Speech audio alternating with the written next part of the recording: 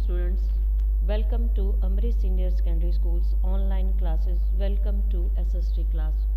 Students, हम हमारी सामाजिक शिक्षा के तीसरे खंड इतिहास के 5वें पाठ जिसका नाम है गुरु गोबिंद सिंह जी का जीवन, खालसा का सृजन व उनका व्यक्तित्व लेसन का नाम है का आज हम पार्ट नंबर 4 कर रहे हैं, जिसमें हम खालसा का जन्म के बारे में पढ़ेंगे और जानेंगे। ये ई बुक के पेज नंबर 55, 56, 57 और 58 पर है। आइए हम आज का अपना लेसन शुरू करते हैं। हमारा आज का टॉपिक है खालसा का जन्म, बर्थ ऑफ द खालसा। इसमें पहला पॉइंट है 5 पैरों का चुनाव, सिलेक्शन ऑफ 5 बिलव्ड वंस। 1699 ईस्वी को वैशाखी के दिन गुरु गोबिंद राय जी ने आनंदपुर साहिब में सभा बुलाई। उस सभा की संख्या लगभग 80,000 थी। जब सभी लोग अपने अपने स्थान पर बैठ गए तो गुरुजी ने म्यान में से तलवार निकालकर जोरदार शब्दों में कहा, तुम में से कोई ऐसा व्यक्ति है जो धर्म के लिए अपना सिर दे सके। गुरुजी ने ये शब्द 3 बार दोहराए। तीसरी बार पर लाहौर निवासी दयाराम ने उठकर गुरुजी के सामने अपना शीश झुका दिया। गुरुजी उसे पास के एक तंबू में ले गए। फिर भी वे तंबू से बाहर आए और उन्होंने पहले की ही तरह एक और व्यक्ति का शीश मांगा। इस बार दिल्ली का धर्मदास, जो कि जाट था, अपना सिर भेंट करने के लिए आगे आया। गुरु साहब उसे भी साथ के तंबू में ले गए। इस प्रकार गुरुजी ने 5 बार शीश की मांग की और 5 व्यक्तियों, भाई दयाराम तथा भाई धर्मदास के अतिरिक्त भाई मोकम चंद द्वारका का जो धोबी था, भाई साहिब चंद बीदर का नाई था तथा भाई हिम्मत राय जगन्नाथपुरी का कहार जो थे, ने गुरुजी को अपने सिर भेंट किए। कुछ समय पश्चात गुरुजी उन 5 व्यक्तियों को केसरिया रंग के सुंदर वस्त्र पहनाकर लोगों के बीच में ले आए। उस समय भी गुरुजी ने वैसे ही वस्त्र पहने हुए थे। लोग उन 5 को देखकर आश्चर्यचकित हुए। गुरु साहब ने उन्हें 5 प्यारे की सामूहिक उपाधि दी।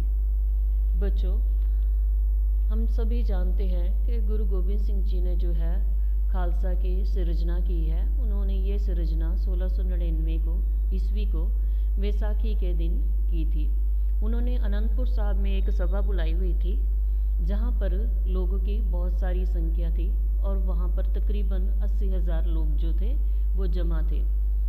गुरुजी ने वहाँ पर उन सभी लोगों को संबोधित करते हुए अपनी म्यान से तलवार निकाल ली और बोला कि मुझे एक धर्म के लिए जो है एक सिर की कुर्बानी चाहिए।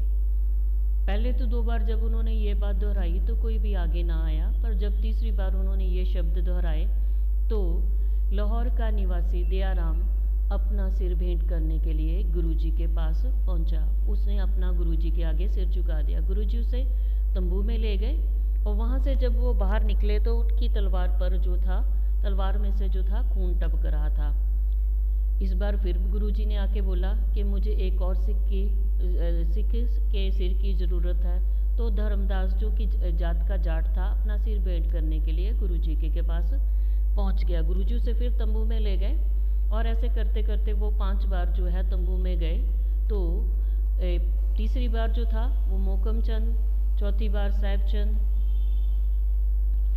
चंद और 5वीं बार हिम्मत राय जो थे वो सिर भेंट करने के लिए आगे आए। 5 को गुरुजी बारी बारी जो था वो तंबू में लेकर गए। तो जब 5 को वो बाहर लेकर आए, 5वीं बार जो ले गए सिख को, तो बाहर आए जब वो, तो उन 5 सिखों ने जो था वो केसरिया वस्त्र धारण किए हुए थे और उनको गुरुजी ने जो है 5 प्यारों की सामूहिक उपाधि दी कि ये 5 जो है वो 5 प्यारे हैं। हमारा नेक्स्ट टॉपिक है खंडे का पाहुल, खंडा द पाहुल। उपरोक्त घटना के पश्चात उन्होंने लोहे के बाटे एक बड़ा सा बर्तन में साफ पानी तथा पताशे डालकर खंडे से हिलाना शुरू कर दिया। वह खंडे से हिलाने के साथ साथ जपजी साहब, आनंद साहब, जाप साहब, सवैये तथा चौपाई साहब का पाठ भी करते गए। इस प्रकार तैयार किया गया अमृत उस बाटे में से 5 प्यारों को बारी बारी से छका दिया गया। गुरुजी ने उन 5 प्यारों को खालसा का नाम दिया। उन सभी को अपने नाम के साथ सिंक लगाने के लिए भी कहा। गुरु साहब ने भी उन 5 प्यारों के हाथों से अमृत छका। वह भी गोविंद राय से गोविंद सिंह बन गए। जब 5 प्यारों ने गुरुजी ने 5 प्यारे की उपाधि उन 5 को दी, तो उसके बाद उन्होंने एक लोहे के बाटे में जो था पताशे डालकर जो था उसे खंडे से हिलाना शुरू कर दिया और उनको पताशों को मिक्स करते करते उस पानी में उन्होंने जपजी साहब, आनंद साहब, जाप साहब, सवैये और चौपाई साहब का पाठ किया। ऐसे जो तैयार हुआ उसको उन्होंने अमृत का नाम दिया और उस अमृत को उन 5 को बारी बारी छकाकर उनको 5 प्यारों को खालसा का नाम दिया और उनको बोला कि वो अपने नाम के साथ आगे सिंग लगाएंगे। और उन्हीं 5 से गुरुजी ने अमृत छका और फिर खुद भी गोविंद राय से गोविंद सिंह बन गए। ऐसे उन्होंने उन 5 प्यारों से अमृत छककर जो है समानता की उदाहरण दी कि हम सभी समान हैं, कोई ऊंचा नीचा, कोई बड़ा छोटा, कोई बड़ा छोटा नहीं है। नेक्स्ट हमारा पॉइंट है खालसा के सिद्धांत। गुरु गोविंद सिंह जी ने खालसा के कर्तव्यों के बारे में निश्चित नियमों की घोषणा की। वह नियम इस प्रकार है। पहला है, खालसा में प्रवेश करने के लिए हर व्यक्ति को खंडे का पाहुल सेवन करना पड़ेगा। उसके बाद वह समय को खालसा कहलवाएगा। सेकंड, प्रत्येक खालसा अपने नाम के साथ सिंह शब्द लगाएगा। खालसा स्त्री अपने नाम के साथ कौर शब्द लगाएगी। तीसरा है, खालसा 5 ककार, केश, कंगा, कड़ा, कशहरा तथा कृपाण धारण करेगा। नेक्स्ट जो नियम है वो है, खालसा केवल एक ईश्वर में विश्वास करेगा। वह किसी देवी देवता तथा मूर्ति पूजा में विश्वास नहीं करेगा। नेक्स्ट है 5th पॉइंट, वह अमृत समय यानी कि सुबह उठकर स्नान करके 5 बाणियों जपजी साहब, जाप साहब, आनंद साहब, सवैये तथा चौपाई का पाठ करेगा। वह नेक्स्ट पॉइंट है, वह मेहनत की कमाई करेगा। वह अपनी नेक कमाई में से धार्मिक कामों के लिए दसवंध भी निकालेगा। दसवंध की अपनी कमाई का 10वां हिस्सा जो है वो दान करेगा। नेक्स्ट है, वह जात पात तथा ऊंच नीच के भेदभाव में विश्वास नहीं करेगा। नेक्स्ट है, वह अस्त्र शस्त्र धारण करेगा। वह धर्म युद्ध लड़ने के लिए सदा ही तैयार रहेगा। नेक्स्ट है, वह तंबाकू तथा नशीली वस्तुओं का सेवन नहीं करेगा। वह हलाल किया गया मांस भी नहीं खाएगा। नेक्स्ट है, वह अपने चरित्र को शुद्ध रखेगा तथा नैतिकता का पालन करेगा। नेक्स्ट है, खालसा लोग आपस में मिलते समय वाह गुरु जी का खालसा, वह गुरु जी की फतेह बुलाएंगे। बेटा जी, गुरु गोबिंद सिंह जी ने जब खालसा की सृजना की तो उन्होंने कुछ खालसा के नियम भी बनाए। सबसे पहले उन्होंने जो लोग खालसा में प्रवेश करेंगे उनके लिए खंडे का पाहुल का सेवन करना पड़ेगा और फिर वह सभी को खालसा कहलवाएगा। उसको अगर तो वो स्त्री है तो अपने नाम के साथ कौर, अगर वो पुरुष है तो वो अपने नाम के साथ सिंह शब्द लगाएगा। उसको 5 ककार धारण करने पड़ेंगे और वो 5 ककार हैं केश, कंगा, कड़ा, कशहरा तथा कृपाण। यानी कि उसको वो अपने केश कभी भी नहीं काट कर सकता कि जब वो खालसा में प्रवेश करेगा। उसको कंगा धारण करना पड़ेगा, कड़ा धारण करना पड़ेगा, कशहरा धारण करना पड़ेगा। इसके बाद वो देवी देवता की तथा मूर्ति पूजा में विश्वास नहीं करेगा। वे सिर्फ एक ईश्वर में विश्वास करेगा। उसको खालसा में धारण करने के बाद उसको 5 बाणियों का पाठ, सुबह उठ के 5 बाणियों का पाठ करना पड़ेगा। वो 5 बाणियाँ हैं जपजी साहब, जाप साहब, आनंद साहब, सवैये तथा चौपाई साहब का पाठ। ठीक है, तो उसके बाद वह मेहनत की कमाई करेगा। अपने नेक कमाई में से दसवंध निकालेगा यानी कि अपनी कमाई का वो 10वां हिस्सा जो है वो दान करेगा। वो किसी भी जात पात या ऊंच नीच में विश्वास नहीं करेगा। वह अस्त्र शस्त्र धारण करेगा, यानी कि वो मुगलों के साथ युद्ध करने के लिए हमेशा तैयार रहेगा, वो शस्त्र धारण करेगा। सिख जो है, खालसा जो है, वो कोई भी नशा नहीं करेगा। वह हमेशा अच्छा चरित्र धारण करेगा, और जब भी खालसा लोग आपस में मिलेंगे तो वो वाहिगुरु जी का खालसा और वाहिगुरु जी की फतेह बुलाएंगे। नेक्स्ट है हमारा पॉइंट है खालसा के सृजन का महत्व तथा परिणाम। सिग्निफिकेंस ऑफ और results of the creation of the Khalsa. Khalsa की संरचना से लोगों के मनों में क्रांतिकारी परिवर्तन आया। गुरु नानक, पहला इसका पॉइंट है गुरु नानक देव जी द्वारा प्रारंभ किए गए कार्यों का पूरा होना। Completion of work begun by Guru Nanak Dev ji. गुरु नानक देव जी ने सिख धर्म की नींव रखी थी। उनके सभी उत्तराधिकारियों ने सिख धर्म के विकास के लिए अनेक काम किए। गुरु गोबिंद सिंह जी ने खालसा का सृजन करके अपने पूर्व अधिकारियों के कार्यों को संपन्न किया। हम सभी जानते हैं बेटा जी, हम सभी जानते हैं कि सिख धर्म की नींव जो है वो गुरु नानक देव जी ने रखी थी। उन्होंने सिख धर्म शुरू किया तो उन्होंने बहुत सारे जो थे काम शुरू किए थे। उनके कामों को उनके आगे आए उत्तराधिकारियों ने भी जारी रखा, और गुरु गोबिंद सिंह जी ने खालसा का सृजन करके उन सभी पूर्वाधिकारियों के कामों को पूर्ण किया। नेक्स्ट हमारा पॉइंट है मसंद प्रथा का अंत, end of the Masand system. चौथे गुरु रामदास जी ने मसंद प्रथा का आरंभ किया था। मसंदों ने सिख धर्म के प्रचार तथा प्रसार में निसंदेह महत्वपूर्ण हिस्सा डाला था, पर गुरु तेग बहादुर जी के समय तक वह लोग स्वार्थी, लोभी तथा भ्रष्टाचारी हो गए थे। इसलिए गुरु गोबिंद सिंह जी ने अपने सिंहों को हुक्म दिया कि वह मसंदों से किसी किस्म का संबंध ना रखें। परिणाम स्वरूप मसंद प्रथा समाप्त हो गई।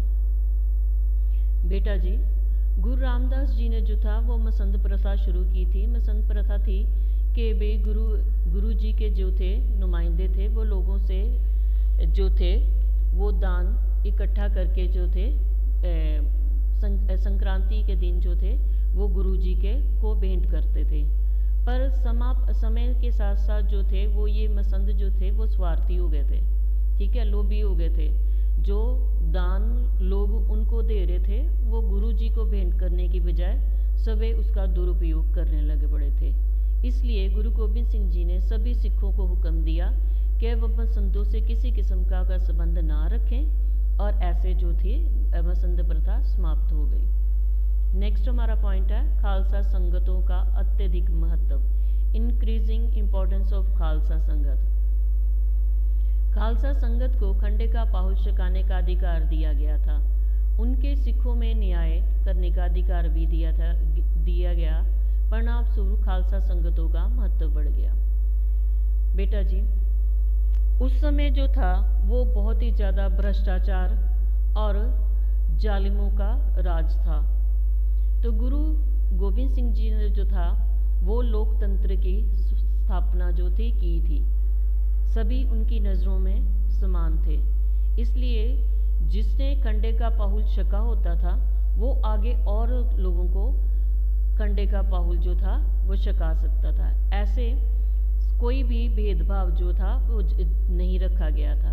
इसके परिणाम स्वरूप जो था वो खालसा का जो था काफ़ी प्रचार होने लग पड़ा। इसलिए खालसा संगतों का जो था वो महत्व बढ़ गया, क्योंकि उनमें न्याय था, निर्णय करने का उनको भी अधिकार भी दिया गया था कि भी वो जैसा सही समझते हैं संगतों के लिए वो कर सकते हैं।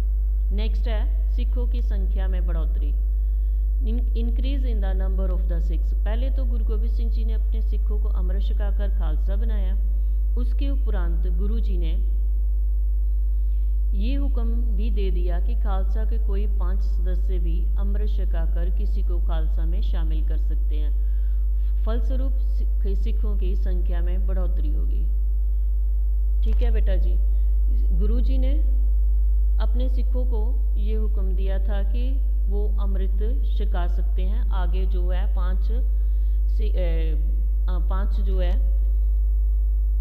5-10 से किसी को भी अमृत छिका सकते थे। ऐसे जो था, इस वजह से तो वो जो था सिखों की संख्या में दिन ब दिन जो है वो उनकी गिनती जो है बढ़ने लगी।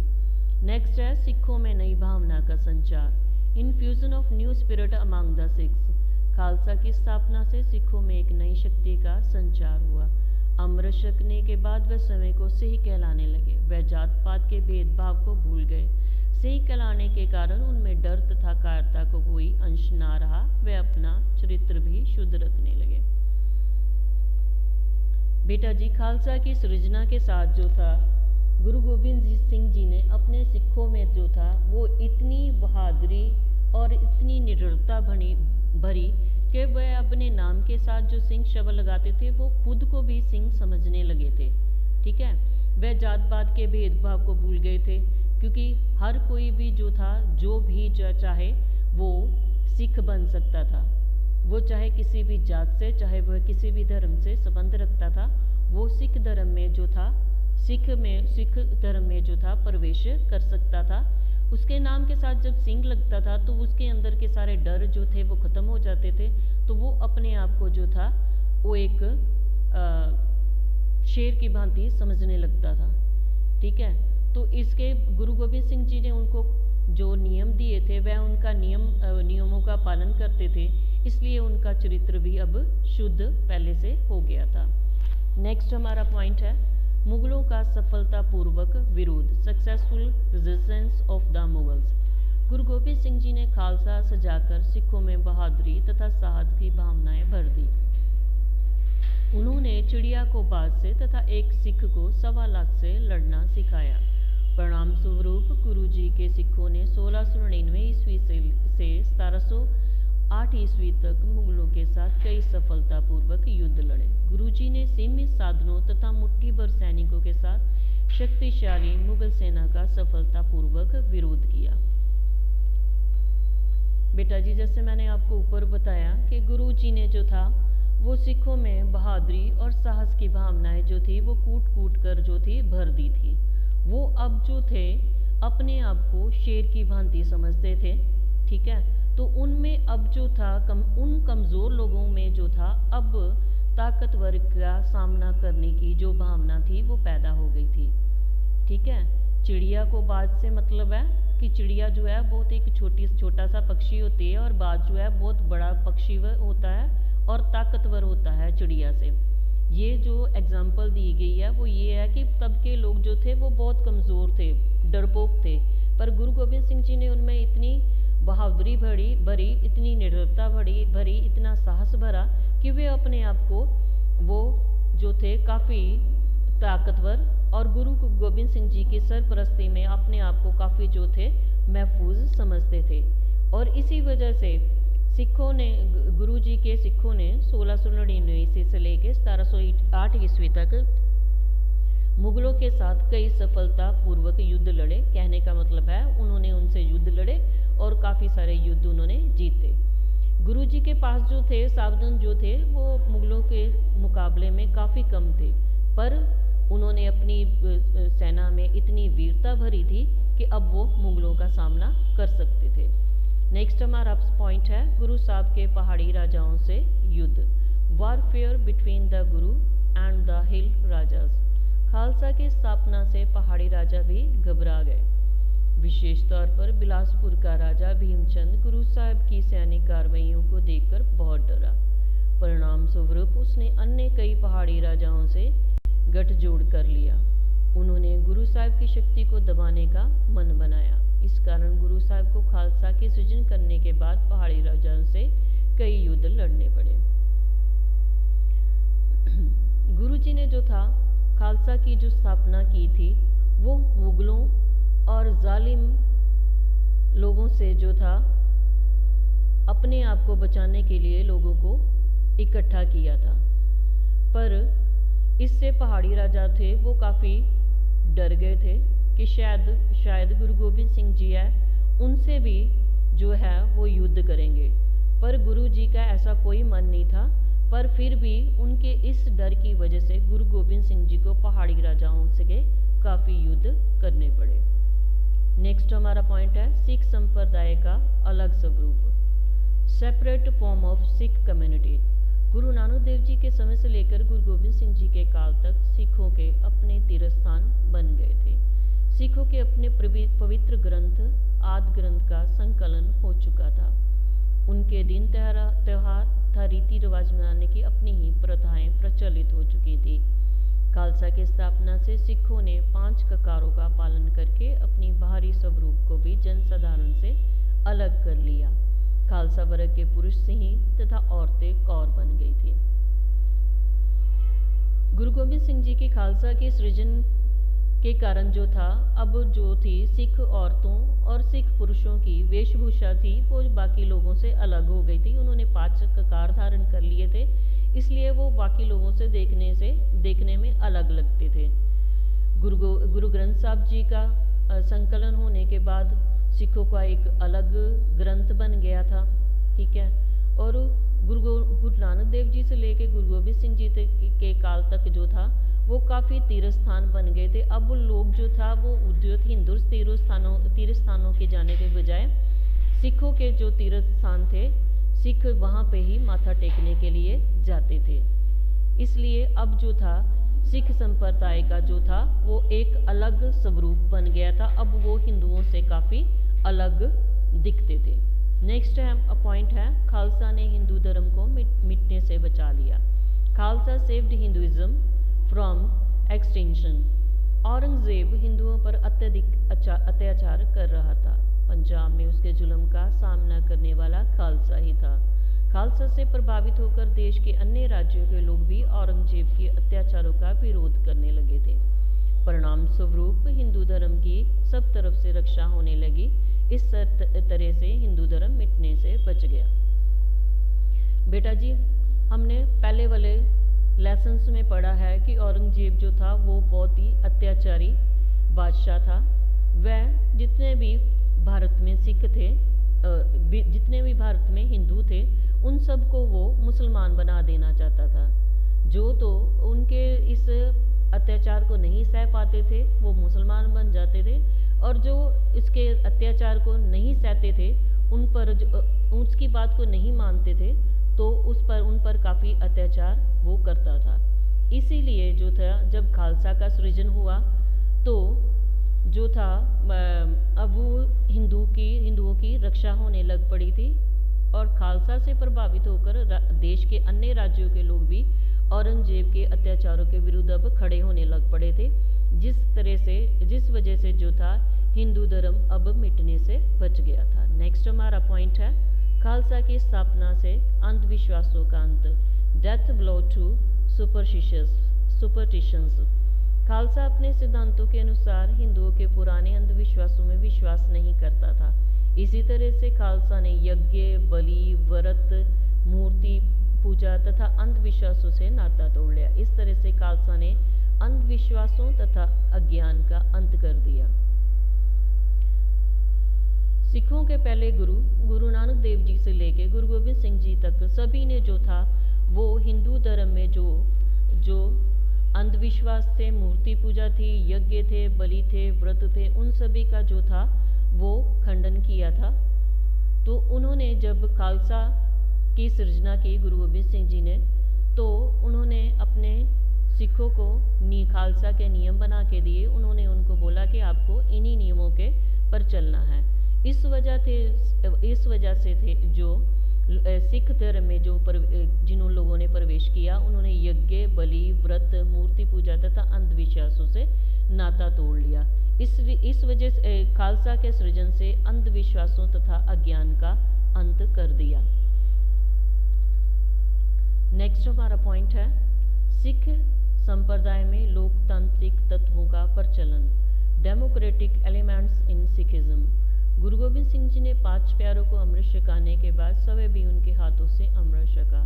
उन्होंने ये भी हुक्म दिया कि कोई भी 5 सिंह या संगत अन्य किसी व्यक्ति को अमृत छका सकते हैं। ज्योति जोत समा जाने से पहले गुरु जी ने गुरु शक्ति, गुरु ग्रंथ साहिब तथा खालसा में बांटकर लोकतंत्र की स्थापना कर दी। इस तरह गुरु गोबिंद सिंह जी देश के पहले लोकतांत्रिक हुए। बेटा जी, जैसे मैंने आपको पहले ही बताया कि गुरु गोबिंद सिंह जी ने 5 प्यारों से अमृत शक्कर जो थे वो लोकतंत्र की स्थापना की थी। उन्होंने अपने आगे जो थे से संगत उसको भी ये हक दिया था कि वो आगे लोगों को अमृत छका सकते हैं। ठीक है, तो ज्योति ज्योत समाज आने से पहले गुरु जी ने गुरु शक्ति तथा गुरु ग्रंथ साहब तथा खालसा में बांटकर लोकतंत्र की स्थापना कर दी। गुरु गोबिंद सिंह जी ने ज्योति ज्योत समाज आने से पहले, जो समाज समाने से पहले गुरु अपनी खालसा को जो था ये हुक्म दिया कि अब उनका कोई भी गुरु नहीं होगा, अब उनके गुरु जो हैं वो गुरु ग्रंथ साहब जी हैं। और ऐसे उन्होंने जो था एक लोकतंत्र की स्थापना की, सभी को एक समान बना दिया। नेक्स्ट हमारा पॉइंट है सिखों की राजनीतिक शक्ति का उत्थान। Rise of political power of the Sikhs. Khalsa के संगठन से सिखों में दिलेरी, बहादुरी, निडरता, हिम्मत तथा आत्म बलिदान की भावनाएं जागृत हो उठी। परिणाम स्वरूप सिखों ने गुरु साहिब के ज्योति ज्योत समा जाने के बाद भी मुगलों से संघर्ष जारी रखा। बंदा सिंह बहादुर के नेतृत्व में एक बार तो उन्होंने पंजाब के बहुत से इलाकों पर भी कब्जा कर लिया था। बंदा सिंह बहादुर के बाद सिखों को बड़े कष्ट सहने पड़े, पर वे अपने धर्म पर अडिग रहे।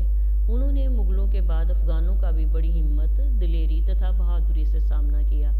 आखिर में उनके पंजाब के विभिन्न भागों में छोटे छोटे स्वतंत्र राज्य स्थापित हो गए।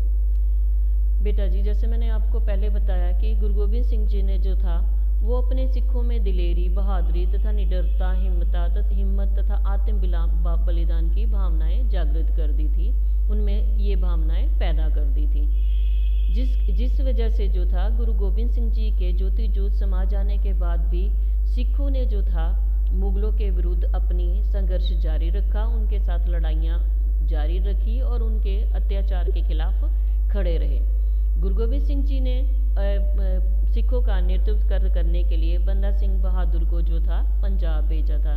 उनके नेतृत्व में सिखों ने काफ़ी इलाकों पर कब्जा कर लिया था, पर बंदा बहादुर के जाने के बाद जो था सिखों को फिर से काफ़ी कष्ट सहने पड़े।